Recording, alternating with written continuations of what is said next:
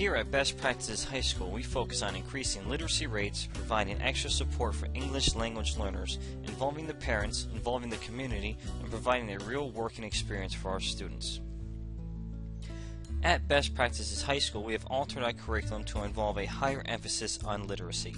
Recently, United States ranked 49th out of the 156 United Nations members, a number far too low, and one that we hope we can bring up through our innovative literacy curriculum.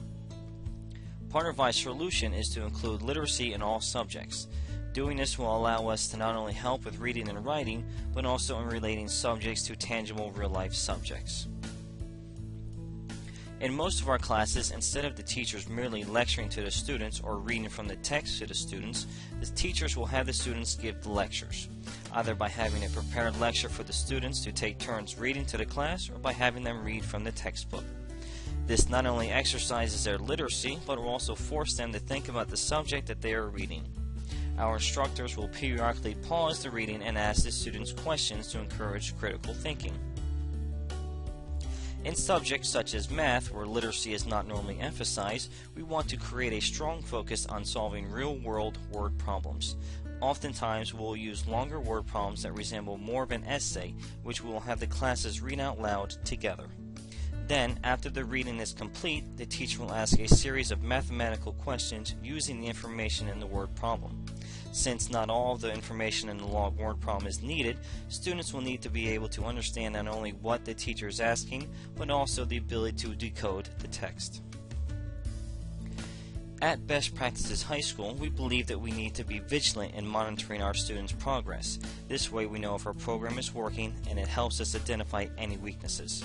However, we did not want to burden our students with several different assessment tests. In order to achieve this balance, we decided to use a small test method where each month students are given a school literacy assessment test, one that consists of 1 essay and 5 multiple choice essays. These assessment tests are presented to the students as a small graded assignment, and they are not told that it is for a school benchmark. The United States experienced phenomenal growth in the number of English language learners over the 21st century, expanding the need in many public schools to provide a special language instruction. The number of school-aged children ages 5 to 17 who spoke a language other than English at home rose from 4.7 to 11.2 million between 1980 and 2009, or from 10 to 21% of the population in this age range. Nationwide, only 12% of students with limited English scored at or above proficient level in mathematics in the 4th grade on the 2009 National Assessment of Educational Progress, compared with 42% of students not classified as English language learners. School districts are required by law to meet targets set by the states for adequate yearly progress, or AYP, for English language learners. At Best Practices, we devote ourselves to making sure every English language learner succeeds.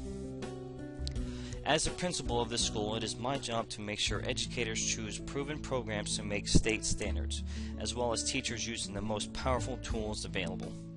We work one-on-one with every English language learner, not only to facilitate their learning by creating lesson plans tailored to their needs, but also to ensure that these teaching methods are creative and captivating, as these are qualities which will certainly motivate students to remain engaged in the material, thus guaranteeing success. At Best Practices, we understand the importance of student assessment as it measures both academic and linguistic development.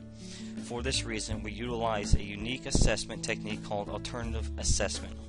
Alternative assessment refers to procedures and techniques which can be used with the context of instruction and can be easily incorporated into the daily activities of the school or classroom. Alternative assessments generally meet the following criteria. Focus is on the documenting individual student growth over time rather than comparing students with one another. Emphasis is on students' strengths, what they know, rather than their weaknesses, what they don't know. Consideration is given to the learning styles, language proficiencies, cultural and educational backgrounds, and grade levels of students. We strive to ensure a parent and community involvement so we can enrich the education journey of our students. Throughout the school year, parents volunteer several hours of their time in the classroom of their child or children. Volunteer efforts include being a class reader and offerings of tutoring.